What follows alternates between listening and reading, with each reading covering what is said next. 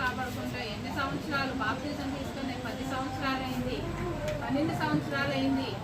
ఇంకెన్ని సంవత్సరాలు నేను ఎలా ఉండాలి? ఒక సినిమా కూడా చూడకుండా, ఒక సీరియల్ కూడా చూడకుండా అని చెప్పి ఆలోచిస్తూ ఉంటారు.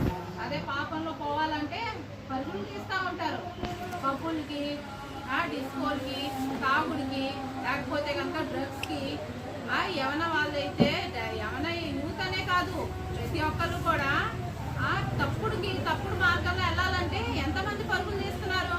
పరిశుద్ధతని కాపాడుకోవాలంటే, రక్షణ పొందుకోవాలంటే ఒక్కళ్ళు కూడా సరిగా ఉండలేకపోతున్నారు. ఎక్కడో చోట అట్రాక్షన్స్ వల్ల పడిపోతున్నారు.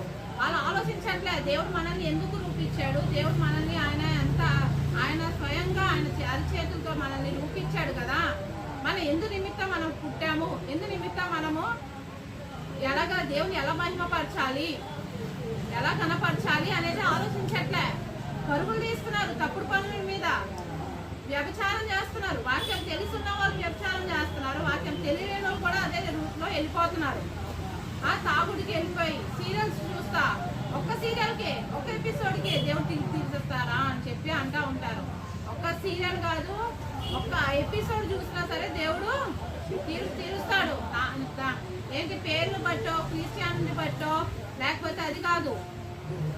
మనకి టక్కని ఒక 40 ఇప్పుడైతే ఏజ్ తక్కువ ఉండగానే చచ్చిపోతున్నారు జనాలు. చనిపోతున్నారా లేదా? ఈ రోజున మనం సజీవంగా ఉన్నాము అంటే ఆయన కృపను బట్టి ఉన్నాం. ఈ రోజున మనం రక్షింపబడ్డామంటే ఆయన కృపను బట్టి ఉన్నాం. కానీ దాన్ని ఏంటంటే ఒక లైసెన్స్ గా, దేవుడు ఇచ్చిన లైసెన్స్ గా భావించుకుంటా దేవుడి దగ్గర క్షమాపణ అడిగితే మనల్ని క్షమిస్తాడులే అని చెప్పి తప్పుడు పనులు వెళ్ళిపోతున్నారు. కాబట్టి ఏంటంటే మనం ఎలా పరిశుద్ధంగా ఉండాలి, దేవుడు ఇచ్చిన ఈ జీవితాన్ని ఎలా దేవుని మహిమపరచాలి, ఎలా కనపరచాలి, దేవుడికి మనకి ఇచ్చిన తలాంతులు ఏంటి.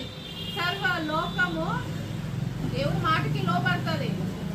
కానీ మనుషులుగా మనం ఏంటంటే గొంతు నొప్పి వచ్చేటట్టు చర్చిలో వాక్యాలు చెప్పినా, లేకపోతే బయట వాక్యాలు వినినా, లేకపోతే మన వాక్యాలు చదివినా ఏంటంటే ఎక్కడో చోట స్ట్రైట్ లైన్ ఉన్న వాక్యాన్ని పక్కకి వెళ్ళిపోతాం.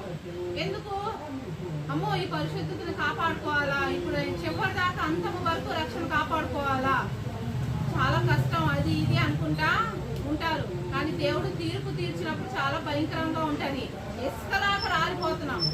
ఇవాళ ఎగిన మనిషి మళ్ళీ వెనక్కి తిరిగి ఇంటికి వస్తాడా అనేది గ్యారంటీ లేదు లైఫ్ లో. మనని ప్రేమించాడు, మన కరుణను దేవుడు కృపను బట్టి మనం ఇలా ఉన్నాము అంటే